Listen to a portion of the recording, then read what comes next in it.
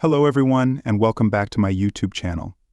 In this video, I'll show you how to fix the cannot verify payment information.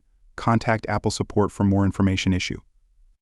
If you've added a payment method to your iPhone or iPad Apple Idaho and keep encountering this problem, I'll guide you through resolving it.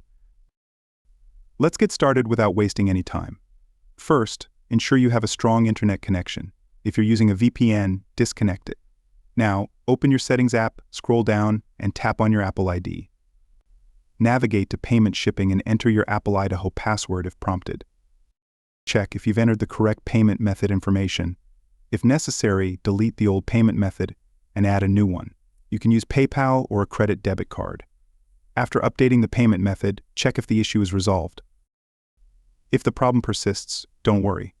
Open Safari and search for support.apple.com, select your iPhone model, navigate to Subscriptions and Purchases and click on Update Payment Method, follow the prompts to continue, and then click on Call Us.